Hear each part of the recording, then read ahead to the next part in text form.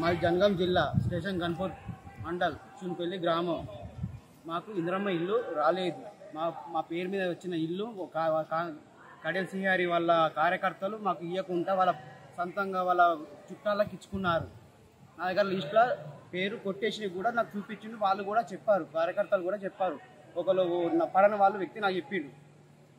పేర్లు వాళ్ళు నా పేర్లు కొట్టేసి ఒక 6 పేర్లు తీసేసిండు. మొత్తం మీద 6 పేర్లు మార్చి వాళ్ళ చుట్టాలకు కార్యకర్తలకు వాళ్ళకే చూసుకున్నారు. కరెన్సీ దగ్గరికి 2 టైమ్స్ పోయాను. నేను అడిగి 2 టైమ్స్ వాళ్ళ దగ్గర పోతే మీది ఏ ఊరు ఏం కథని అడుగుతాను తప్ప తగిన న్యాయం చేస్తలేడు. కరెన్సీ గారు కూడా వాళ్ళ వచ్చే ఎలక్షన్ల కోసానికి వాళ్ళ కార్యకర్తలు కాపాడుకోవడానికే వాళ్ళకి ఇస్తుంది ఇల్లు. వచ్చిన వాళ్ళకు ఒక్కొక్క బిల్డింగులు ఉన్నాయి, వాళ్ళకు ఎకరాల భూమి ఉన్నది, ట్రాక్టర్లు ఉన్నాయి, అన్నీ ఉన్నాయి. వాళ్ళకు మా పక్క ఇంటి వాళ్ళకు భూమి జాగా అన్నీ ఉన్నాయి, ట్రాక్టర్ కూడా ఉన్నది. వాళ్ళ ఇంటి పక్క వాళ్ళకి ఇచ్చిండు, మా ఇంటి పక్క వాళ్ళకి ఇచ్చిండు. నా రేకులు ఇల్లు మొత్తం గాలిస్తే కొట్టుకుపోయి రేకులు నా ఇప్పుడు చూపెడతాను. నా ఇంటికాడ ఉన్నది నా గాలి ఇప్పుడు వస్తాను కదా. నా ఇల్లు ఎట్లున్నా కూడా నాకు తెలియదు. ఇప్పుడు కొట్టుకుపోయి రేకులకు నాకు ఇల్లు ఇంద్రమ్మ ఇల్లు కూడా ఇవ్వకపోతే నాకు ఇవ్వలేదు. నా భార్యకు దెబ్బ తాకింది. నేను అడుగుదాం నా భార్యకు దెబ్బ తాకింది.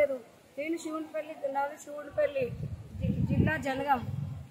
కరెక్ట్ న్యాయం కావాలని కోరుకుంటున్నా సార్. మీకు నాకు గ్రామ అధ్యక్షులు పేరు వచ్చింది, నేను ముగ్గు పోతానని చెప్పినట్టే నా పేరు వైట్నర్ తోటి కొట్టేసి వాళ్ళ పేరుకు వాళ్ళకి సంబంధించిన పేరు రాసుకున్నారు. వాళ్ళకు కార్యదర్శులు అందరూ కలిసి నాకు ఇల్లు వచ్చిన పేరు కొట్టేసింది సార్. మాకు కరెక్ట్ న్యాయం జరగాలని నేను కోరుకుంటున్నా. నాకు ఇల్లు లేదు, రేకులు ఇల్లే ఉన్నది. వాళ్ళ భూములు ఉన్నాయి, బంగ్లాలు ఉన్నాయి, ట్రాక్టర్లు ఉన్నాయి. మాకు గుంట భూమి లేని వాళ్ళకు మాకు ఎట్లా న్యాయం జరగాలి సార్?